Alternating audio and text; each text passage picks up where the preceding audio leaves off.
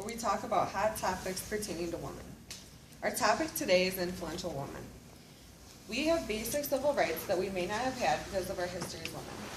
You too could be or know someone who will become an activist and make changes that will inspire or influence society today. We are women who recognize that we have inherited rights won by our foremothers, and we have conducted further research on these great historical women.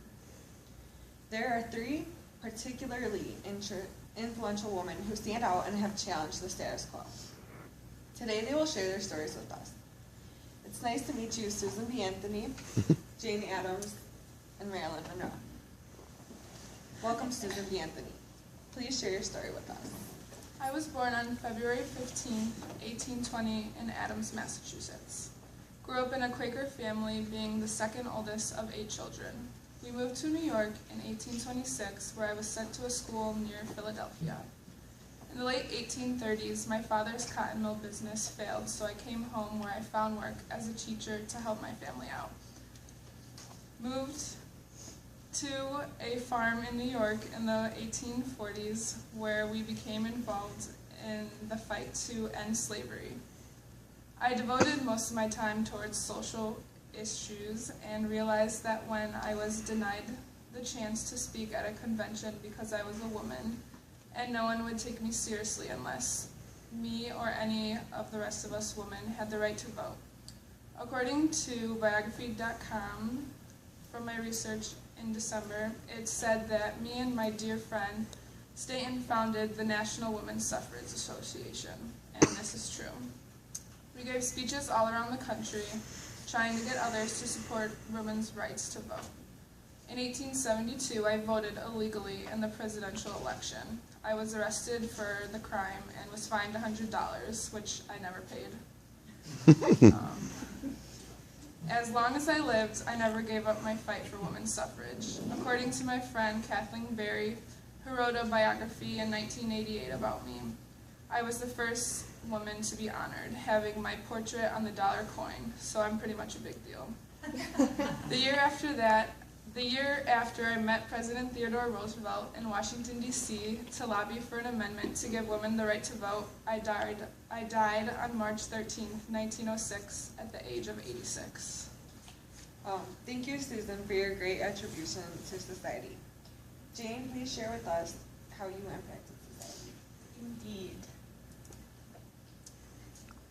Well, in my early life, I was born September 6, 1860.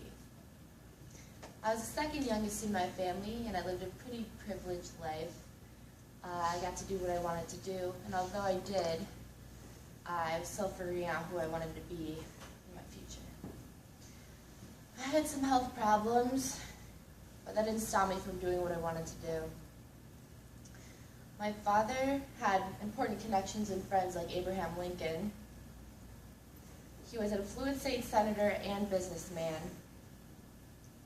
I had accomplishments like establishing a nursery, a dispensary, a kindergarten, a playground, a gymnasium, and housing for women employees.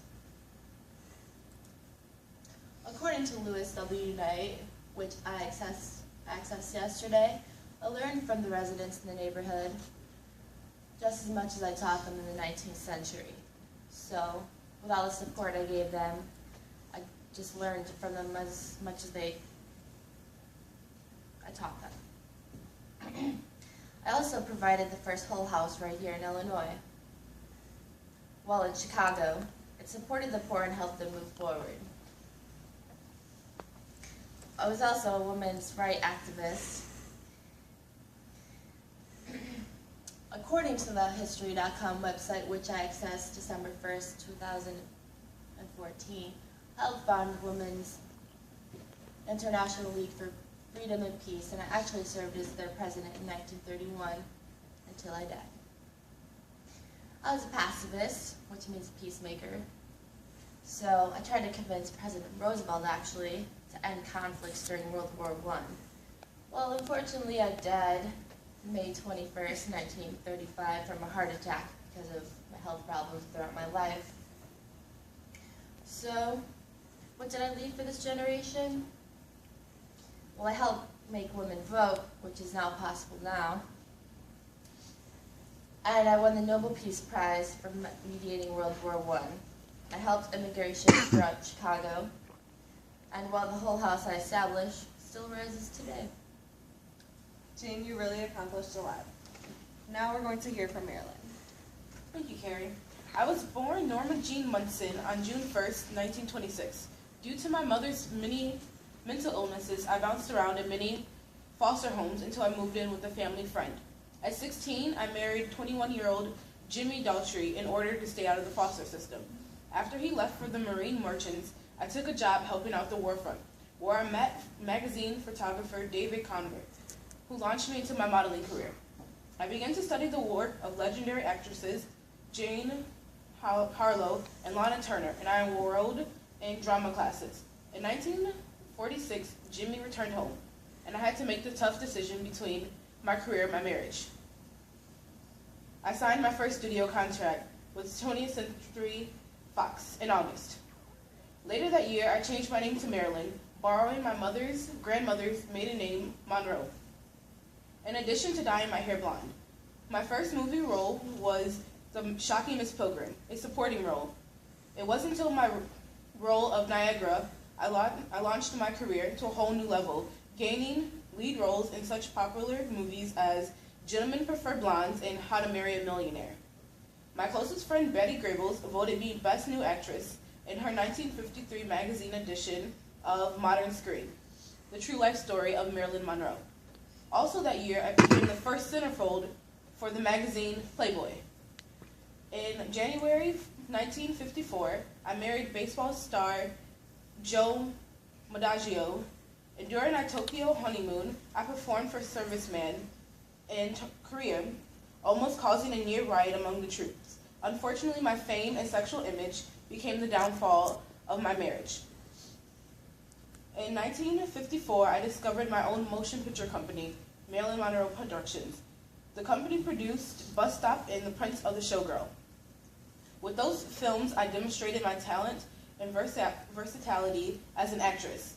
Later, receiving a Golden Globe for Best Actress in Comedy in 1959 of the movie Some Like It Hot.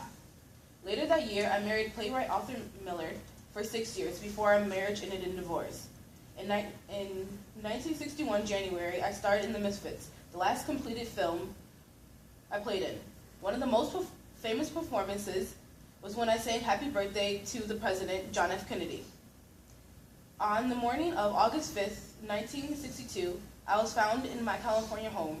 According to the biography.com website, the biography of Marilyn Monroe I retrieved on December of this year, I was found next to a bottle of sleeping pills.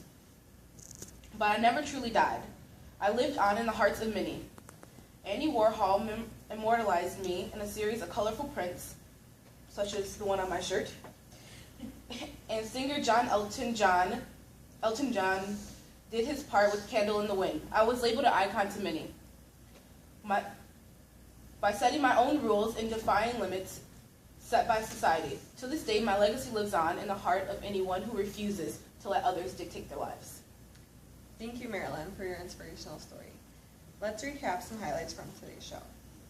Susan B. Anthony is a well-known writer, lecturer, publisher, women's rights activist, and civil rights activist, who was the first woman honored by the United States with her portrait on the dollar coin.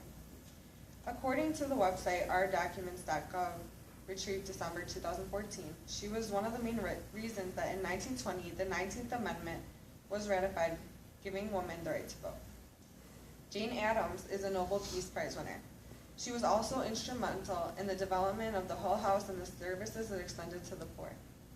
And last, Marilyn Monroe, an artist and one of the sexiest pinup stars ever, whose pinups are still selling today.